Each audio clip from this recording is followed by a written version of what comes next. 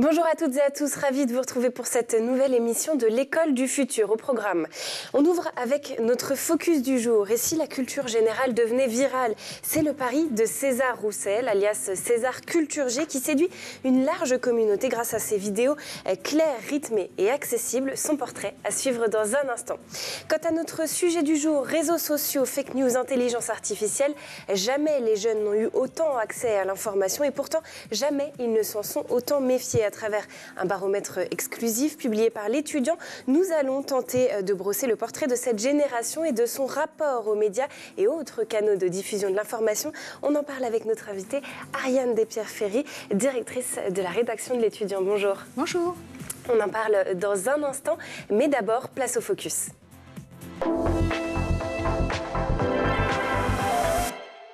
Jeune et passionné, César Roussel, de son pseudonyme César Culture G, partage sur les réseaux sociaux histoires et anecdotes pour mieux comprendre le monde. À travers ses vidéos, il donne l'opportunité au plus grand nombre d'améliorer sa culture générale de façon ludique et divertissante. Il est notre influenceur du jour, signé Dylan Coller.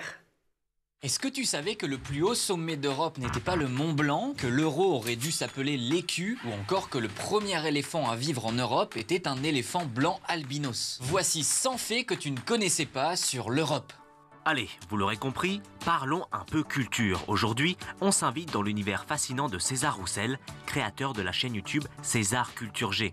À seulement 25 ans, le jeune homme affiche un parcours déjà bien rempli. Après une classe préparatoire, il intègre le programme Grande École de l'EM Lyon.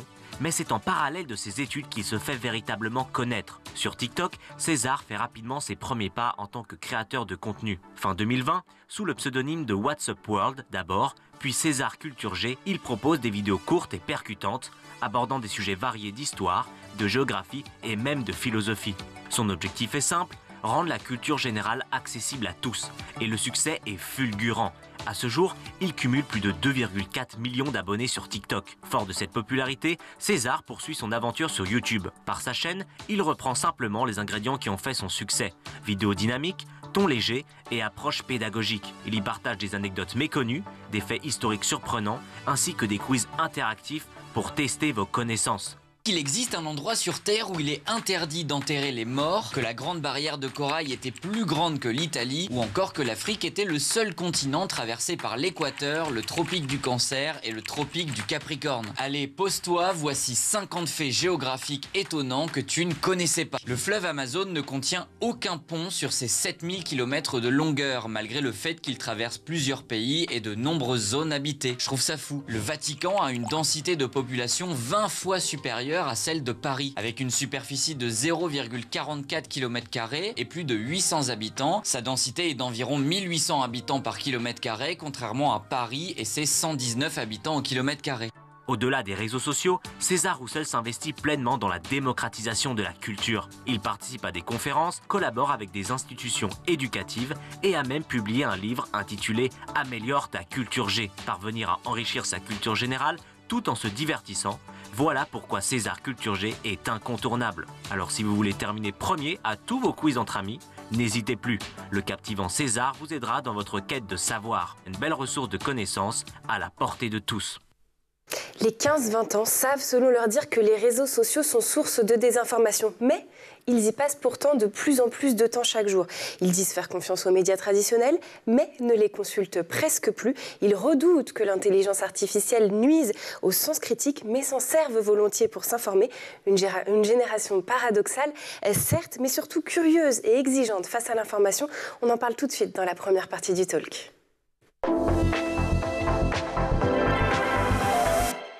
Et pour m'accompagner en plateau aujourd'hui, Ariane Despierre-Ferry, vous êtes directrice de la rédaction de l'étudiant. Alors Ariane, vous venez de publier chez l'étudiant un baromètre sur la perception des métiers de l'information par les 15-20 ans. Une génération qui, on le sait, est donc exposée aux réseaux sociaux, à l'intelligence artificielle, aux fausses informations en masse, mais une génération qui, on va commencer par une bonne nouvelle, estime tout de même à 85% que le journalisme est toujours un métier d'utilité sociale. Alors à une époque où la défiance justement envers le métier est souvent pointée du doigt, c'est plutôt rassurant ça, non ? Alors c'est plutôt rassurant et en même temps, je dirais que c'est peut-être pas si étonnant que ça. C'est-à-dire qu'ils sont quand même conscients qu'ils sont dans un monde qui est extrêmement ouvert et très divers en matière d'information. Ils sont bombardés d'informations, hein. D'ailleurs, on parle de fatigue informationnelle, notamment chez les plus jeunes. Et pour prendre du recul, quand on est plus jeune, c'est plus compliqué. Et je pense qu'ils s'identifient bien la figure du journaliste et que, on l'a vu, 85% considérés comme un métier d'utilité sociale. Ils sont aussi là pour décrypter le monde pour 45% d'entre eux. Donc, ils comprennent ce métier de décryptage et de prise de recul pour présenter une information. Et 41% estiment que ça a un impact sur l'opinion ou le comportement des gens. Alors le problème, on va le voir, c'est que cette confiance, elle reste finalement assez symbolique. Elle ne se traduit pas tellement dans les faits. En témoigne notamment le fait que près de la moitié des jeunes, des 15-19 ans, s'informent quasi exclusivement sur les réseaux sociaux, alors même que 75% d'entre eux identifient justement ces plateformes, on le disait en introduction, comme le principal vecteur de désinformation. Alors comment est-ce qu'on explique finalement ce paradoxe ? Alors c'est un paradoxe, je dirais, peut-être lié à ce qu'ils faisaient précédemment, j'utilise le mot précédemment, sur les réseaux sociaux, parce qu'il y a quelques jours, là, on a une enquête qui a été publiée sur le Financial Times, qui s'est intéressé à 50 pays pour savoir ce que faisaient les gens sur les réseaux sociaux. Et en fait, on se rend compte qu'aujourd'hui, ils sont de moins en moins sociaux et de plus en plus utilisés pour s'informer ou pour se divertir, mais j'allais dire de manière professionnelle. Donc, ce qu'on y trouve n'est plus la vie rêvée de ceux qui y présentaient leur quotidien. Donc, en fait, eux, ils ont pris cette habitude-là aussi, et donc ils vont sur les réseaux sociaux pour s'informer, mais comme précédemment, ils y ont vu aussi beaucoup d'influenceurs. Et là, c'est intéressant parce qu'on leur a demandé aussi comment ils considéraient la parole des influenceurs. Et finalement, ils s'en méfient aussi. C'est-à-dire que pour eux, 67% des principaux vecteurs de désinformation, ce sont les influenceurs ou créateurs de contenu. Donc en fait, ils ont un regard, je trouve, qui est assez lucide sur ce qui peut se passer sur les réseaux sociaux. Et effectivement, vous le disiez, 75% estiment que c'est là où la désinformation se noue. Alors pour revenir justement sur le sujet des influenceurs, ça soulève une question assez importante, celle du besoin d'identification aussi de ces jeunes. Vous pensez que les journalistes ont d'ores et déjà perdu cette bataille justement de la proximité face aux influenceurs ? Alors oui et non, ça dépend de qui... Oui, étant journaliste moi-même, j'ai pas envie de le dire, mais ce que je veux dire, c'est qu'il faut être réaliste en fait sur cette génération. Et ces générations. C'est-à-dire que nous, notre métier à l'étudiant, et vous aussi, on s'adresse aux plus jeunes. Donc en fait, il faut les observer, il faut les écouter, il faut comprendre comment ils s'informent pour bien les informer quand c'est notre métier. Donc en fait, aujourd'hui, vous avez toute une partie des journalistes, et pas seulement des jeunes journalistes, ni des journalistes qui s'adressent aux jeunes, qui ont compris qu'aujourd'hui, on s'informe différemment et qu'il y a une immense diversité de canaux pour s'informer. Notamment les réseaux sociaux, l'IA, on va peut-être en reparler, et toujours les sites d'information sur Internet. Il ne faut pas les oublier, ça continue. Et puis bien sûr YouTube, qui est un énorme vecteur d'information sur les jeunes, et TikTok en particulier. Mais ce que je veux dire, c'est que si on les écoute, on comprend que pour eux, aujourd'hui, l'incarnation est quelque chose de très important. De deux manières. J'ai envie que mes pairs, que ceux qui vivent la même chose que moi, me parlent. Ça, c'est quelque chose dans notre métier qui est fondamental. On va chercher l'effet miroir, on fait des portraits, on fait des reportages, on donne la parole à ceux qui vivent ou qui peuvent expliquer des choses, conseiller ces jeunes à un moment de leur vie. Et la deuxième chose, c'est ce qu'on appelle les influenceurs. Et en fait, ces influenceurs, maintenant, vous avez des journalistes influenceurs. C'est-à-dire ils ont intégré les codes de l'influence dans leur manière d'informer. Finalement, ils ont été chercher le meilleur des deux mondes.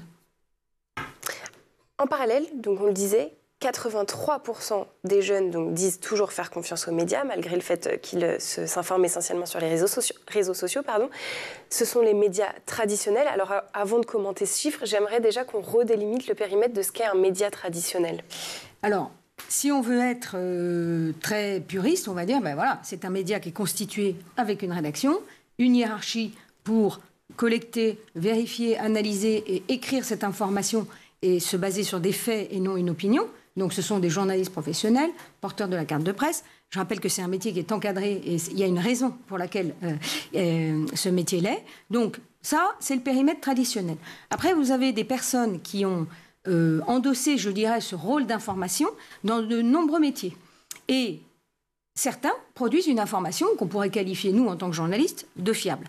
La seule différence qu'il va y avoir, alors là, ça peut être des institutionnels, ça peut être des influenceurs, on en a parlé, des jeunes qui ont un pied dans l'influence, un pied dans la communication, un pied dans l'information.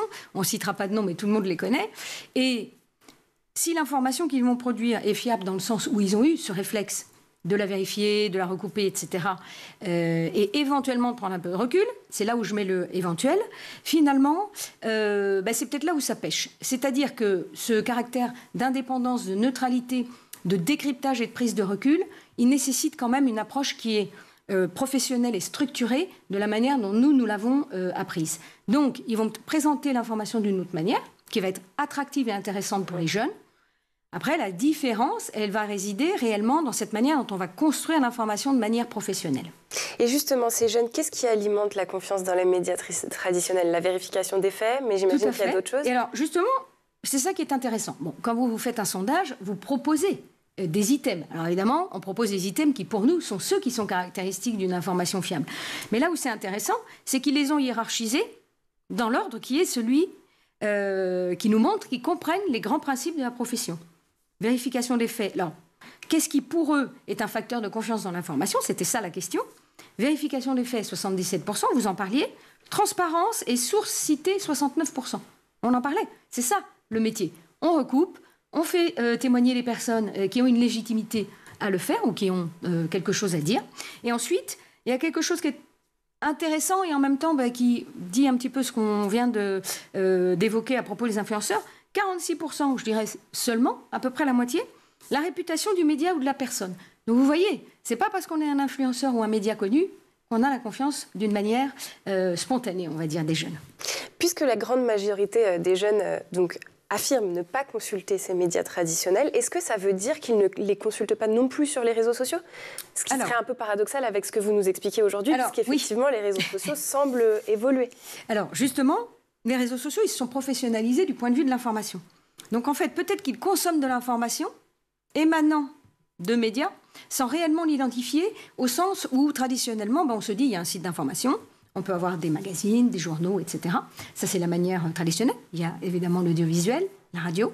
Mais je pense qu'on a une autre consultation qu'on a réalisée auprès de nos lecteurs cette fois-ci. Donc, il y en a 3000 qui ont répondu. Et on leur a demandé où est-ce que vous allez vous informer. Là, le sujet était un peu resserré en matière d'orientation. Vous avez 76% qui disent « je vais sur un moteur de recherche ». Un moteur de recherche, même s'il change beaucoup aujourd'hui, qu'est-ce qu'il fait? Il vous amène vers des médias. Ensuite, c'était 55% sur les réseaux sociaux. Réseaux sociaux, ça veut dire tout et rien. Vous êtes sur les réseaux sociaux, l'étudiant y est, l'ensemble des médias y sont. Et notamment, nous, on est présents sur Instagram, sur TikTok, sur YouTube, qui sont les plateformes les plus consultées par les jeunes. Et c'est là où il y a une importance aussi à ce que les médias traditionnels y soient, pour pouvoir apporter cette information de qualité. Et ensuite, 44% s'informent via l'IA. Donc ça, je sais qu'on va en parler. Bien sûr, on va en parler. On ne peut pas passer à côté de ce sujet brûlant. Mais pour rester sur les médias avant de passer sur l'IA, la conclusion que vous tirez quelque part, c'est que le métier doit encore apprendre à se réinventer, ce qui signifie quelque part que vous avez l'impression que les journalistes et les médias n'ont pas su aujourd'hui s'adapter complètement au code des réseaux sociaux. Moi, je dirais qu'ils ont su, parce que quand on regarde les réseaux sociaux, ça fait 20 ans qu'ils existent. Finalement, c'est très récent. Et au départ, les réseaux sociaux n'avaient aucune vocation d'information. C'était vraiment du dialogue et du contact avec ses proches, ses amis, etc., ou des communautés qu'on se créait. L'information a vraiment explosé sur les réseaux sociaux. Ça a commencé, je dirais... alors, je ne parle pas de Twitter, parce que c'était un canal très différent, mais sur les autres réseaux sociaux, TikTok est très jeune aussi, YouTube est plus ancien, et au départ, on n'y faisait pas de l'information. Donc, en fait, ça s'est construit au fur et à mesure. Aujourd'hui, les médias sont professionnalisés aussi pour ça. Il y a même dans les écoles de journalisme une spécialité journaliste réseaux sociaux. Donc, c'est un nouveau métier. Donc, je pense que, oui, les médias s'y sont habitués, enfin, s'y sont professionnalisés, ils sont présents, pour une bonne raison, c'est que ce sont de nouveaux vecteurs, canaux d'information. Mais il y a un point, à mon avis, qui est très important aussi, c'est que les choses, elles vont extrêmement vite. Et ces 5 dernières années, on a vraiment franchi des caps. Et il y a eu la révolution, on est passé du print au web, révolution des réseaux sociaux, ou nouveaux canaux d'information, la vidéo, et aujourd'hui l'IA. Donc les médias, ils courent après cette rapidité des choses. Et c'est vrai qu'on a un métier, puisque nous parlions tout à l'heure du métier de journaliste, qui est un métier qui est très intéressant de ce point de vue-là. C'est-à-dire que nous devons nous réinventer dans notre prise de parole. Et je pense que tout le monde s'est toujours réinventé en s'adressant aux nouveaux lecteurs, puisqu'il a toujours fallu aller chercher les jeunes, à quelle que soit l'époque. Mais aujourd'hui, ils ont vraiment une manière de s'informer qui est tellement différente que notre métier est très, très challengé, pour utiliser un mot qui n'est pas français. Allez, bon, on va continuer à en parler de ce challenge justement, mais d'abord, on va faire un petit tour du côté de la planète tech. Images et vidéos, c'est le meilleur d'Internet. C'est la sélection de Dylan Kohler.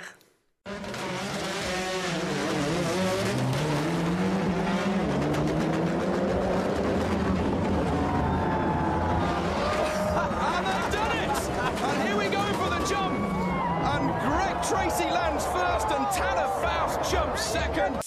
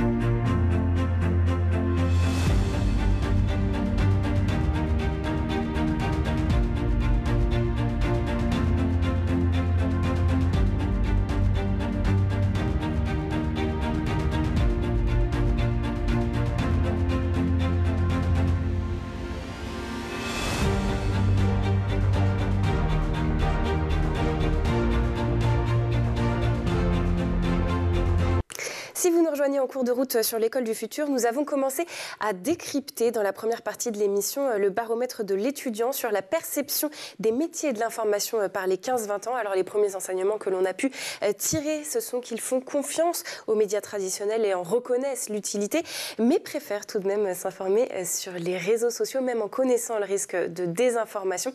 On va en continuer à en parler tout de suite dans la seconde partie du talk. Et c'est toujours avec mon invitée Ariane Despierres-Ferry, directrice de la rédaction de l'Étudiant. Alors juste avant de partir en pause, Ariane, on était en train de parler de la notion de vitesse, plutôt du côté des médias, en expliquant qu'effectivement, ils se devaient de s'adapter justement au rythme des réseaux sociaux. Mais on a aussi la vitesse du côté, finalement, j'ai envie de dire, des jeunes, et pas que des jeunes d'ailleurs, de toutes les personnes présentes sur les réseaux sociaux, ce besoin finalement d'instantanéité. On peut se demander donc si le vrai problème aussi, ce n'est pas simplement le fait qu'on ait justement un côté très émotionnel, le besoin de consommer très rapidement ces informations, et finalement que le problème soit justement ici. Alors, c'est vrai qu'on est tous confrontés à ça, et quand on est jeune, en construction de sa vie, de son opinion, de sa manière d'appréhender les choses, être bombardé en quelque sorte d'informations, ça peut être quelque chose qui est perturbant parce qu'on n'a pas le temps de prendre du recul. Alors c'est vrai qu'ils ont conscience d'une forme de domination, de l'information en continu dans le système informationnel en général. La rapidité, elle est dans la manière dont l'information est amenée. Il se passe quelque chose dans la seconde, on a cette information. Et puis dans la manière de la consommer aussi. C'est vrai qu'on a des plateformes, et c'est notamment TikTok qui avait lancé ça, avec ce système de scroll et de vidéos, d'abord qui sont courtes, avec quelque chose de très important qu'on appelle le hook, la manière d'accrocher la personne. Ça fonctionne aussi pour nous. Il faut que les 6 ou 8 premières secondes, tout de suite, accrochent la personne qui regarde. Donc en fait, ils sont dans un mouvement général qui, effectivement, les incite à aller vite, ou on leur amène vite les informations. Et en plus, on passe d'une information à l'autre. Donc le temps de l'intégrer, de prendre du recul, de comprendre ce qu'elle veut dire. Est-ce que c'est une information qui me concerne, qui est fiable ou pas? Je pense qu'ils sont un petit peu, effectivement, eux aussi, submergés. Et justement, ça revient à poser la question des algorithmes également. Autrement dit, est-ce que finalement, c'est les jeunes qui vont chercher les fake news, ou est-ce que c'est les fake news qui viennent à elles avec les algorithmes? Alors, la première recherche que vous faites quand vous vous inscrivez sur un réseau social ou sur une plateforme, évidemment, vous rendrez des mots-clés. Et cet algorithme, comme vous le dites, va vous pousser des contenus qui sont liés au sujet sur lequel vous vous êtes informé, ou alors celui sur lequel vous restez le plus longtemps. Vous parlez de cette histoire de hook. Si vous restez et que vous dépassez ce moment-là, l'algorithme estime que le sujet vous intéresse. Et ça, c'est vrai que c'est quelque chose dont on a beaucoup parlé, notamment pour des sujets très graves, évidemment, comme la santé mentale et le suicide, comme aussi des problèmes des troubles alimentaires, des questions de violence également. Si vous commencez à regarder des vidéos violentes, on vous en pousse également. Et effectivement, ça crée un cercle vicieux où vous avez l'impression qu'il n'y a plus que ça, finalement, autour de vous. Et c'est vrai que quand on est jeune, comme on le disait, on est en construction de son regard sur les choses, de son opinion, et on a du mal parfois à prendre du recul. Donc oui, l'algorithme peut être problématique. D'ailleurs, il y a plusieurs procédures judiciaires en cours dans le monde entier, y compris en France, à ce sujet-là. Un autre vecteur aussi de désinformation, ce sont les groupes de discussion privés, dont on parle un petit peu moins, et les forums également. Je pense à WhatsApp, Telegram, qui, eux, arrivent à 35% chez les jeunes comme point d'inquiétude, finalement. Oui. Est-ce qu'on sous-estime le rôle de ces espaces fermés dans la circulation des Alors là, on est vraiment au cœur de ce qui se passe sur les réseaux sociaux. C'est-à-dire, on crée des groupes d'intérêt, et on échange sur des sujets qui intéressent. Et c'est vrai que vous en parliez, ces forums et groupes de discussion sont considérés comme étant des vecteurs de désinformation par 35% des jeunes que nous avons interrogés. Là encore, il y a une forme de lucidité. C'est-à-dire qu'ils savent qu'à partir du moment où on est sur un terrain, j'allais dire, spécialisé, où tout le monde échange, et qui est dans ces groupes? Finalement, ce ne sont pas forcément des experts qui vont pouvoir faire cette médiation ou mettre en perspective les informations. Donc oui, ces groupes, alors après, ça dépend de quoi on veut parler, les conséquences sont plus ou moins graves selon le sujet, mais c'est vrai que 35%, c'est quand même pas mal, un peu plus d'un tiers. Ça veut dire qu'ils ont conscience de ça. Encore une fois, ça montre une forme de conscience du monde dans lequel ils vivent et de leurs propres pratiques. Donc je trouve que c'est un taux qui est intéressant. Pourquoi ils ont cité 35% ? Parce qu'effectivement, dans la question, on leur parlait aussi d'autres vecteurs. Donc peut-être qu'il leur a apparu moins important, et peut-être qu'ils sont moins nombreux d'ailleurs à fréquenter des groupes privés. Mais ce groupe privé, on en revient à votre question sur l'algorithme, TikTok peut devenir un groupe privé à son échelle. Si vous êtes bombardé d'un type de vidéos sur un sujet sur TikTok, vous vous retrouvez presque de facto dans un groupe privé. Une bulle, finalement. Voilà, dans une bulle. Donc l'important, c'est de s'ouvrir et de ne pas se limiter finalement à une seule parole, on va dire. Et toujours croiser les sources, finalement. On en revient aux bases du métier. En revanche, il y a un autre vecteur qui les inquiète beaucoup plus, les jeunes. À 59%, c'est l'IA. Oui. Alors, c'est très intéressant aussi, puisque effectivement, ils ont été parmi ce qu'on appelle, voilà, j'ai encore utilisé un mot anglais, les early adopters de cette technologie, ce qui est le cas pour toute technologie. En général, les jeunes sont quand même les premiers à les explorer. Et il y a aussi autre chose qui est très intéressant avec l'IA, c'est que c'est un modèle conversationnel. Et on en a parlé tout à l'heure, échanger, c'est quelque chose qu'ils savent faire, puisqu'ils sont des grands adeptes des réseaux sociaux. Qu'est-ce qu'on fait ? On consulte, on échange, on répond, on like, etc. Donc en fait, cette manière de fonctionner leur plaît beaucoup. C'est pour ça que l'IA leur a plu. En plus, l'IA, elle va chercher plein de choses. Bon, donc, sur le papier, elle apparaît extrêmement riche et complète. Ensuite, on connaît ses travers aujourd'hui. Ça fait 2 ans maintenant que ça s'est développé et à une vitesse qui est assez phénoménale. Il faut le dire, il y a plusieurs outils. Donc là aussi, c'est intéressant qu'ils comprennent qu'ils ne rapportent pas, ils ne consolident pas l'information de la même manière. Il y a des outils, quand vous vous abonnez, qui citent leurs sources systématiquement. Je pense à Perplexity, avec la version payante. Sur ChatGPT, en général, quand même, quand on est jeune, on n'a pas forcément la version payante. Et là, il y a ce qu'on appelle, vous savez, les hallucinations. Donc, le recul, encore une fois. Il y a même des liens qui n'existent pas, que ChatGPT va inventer lui-même. Donc, je pense que tout ça, et puis surtout, c'est très fourni. Donc, comme il y a énormément de choses, et même parfois dans une réponse, il y a des contradictions entre le début et la fin de la réponse, donc eux, ils savent, enfin, ils lisent, ils en sont conscients aussi. Mais c'est vrai qu'ils aiment beaucoup le principe d'échanger, de discuter, d'avoir une réponse qui soit personnalisée. Ça, c'est quelque chose de très important. En revanche, c'est vrai qu'ils redoutent la propagation des fake news. Ils sont 75% à nous le dire. 68%, eux, on leur avait parlé du métier de journaliste, ils disent que ça peut déshumaniser le métier. Voilà, c'est l'IA qui travaille et plus un humain. Et ensuite, 67% la perte du sens critique. Je trouve que c'est très intéressant. Et 38% une uniformisation des contenus. Donc vous voyez qu'ils sont aussi en recherche de choses qui sont riches et variées, où on ne dit pas partout la même chose. Bon, finalement, peut-être que les médias ont quelque chose à gratter de ce côté-là sur le fait de s'approprier les intelligences artificielles. J'aimerais qu'on parle maintenant de l'éducation aux médias, puisqu'on parlait du rapport à l'information jusque-là. Le baromètre fait émerger que 77% des jeunes considèrent que la sensibilisation passe avant tout par l'école, que c'est le levier le plus efficace pour lutter contre la désinformation. Alors, qu'est-ce que raconte finalement ce chiffre ? Vous y voyez plutôt une attente forte envers le système éducatif ou plutôt peut-être un aveu d'un manque ? L'école ne joue pas assez ce rôle pour les jeunes ? Alors, je pense que ce 77% de sensibilisation, il est lié d'abord au fait que réellement, depuis toujours, il y a une sensibilisation, un développement de l'esprit critique. On forme des citoyens aussi. On n'apprend pas juste à calculer, écrire et l'histoire géo. Là, je parle des petites classes, bien sûr. Le numérique est intégré aussi dans les programmes depuis très longtemps. Donc, en fait, ils savent qu'à l'école, on en parle et que ça fait partie du rôle de l'école. Ensuite, je pense qu'ils sont en forte attente, justement, du fait de la rapidité de développement de tous ces outils. Et que parfois, quand on refait un cours, ça ne va pas aussi vite que ce qui se passe une fois qu'on est sorti de l'école. Donc il y a ce point-là. Et ce qui était intéressant, c'est qu'ils ont aussi dit qu'ils avaient une attente vis-à-vis des médias eux-mêmes et des plateformes RS à 63% pour sensibiliser à ces difficultés. Ça veut dire qu'ils vont chercher où ?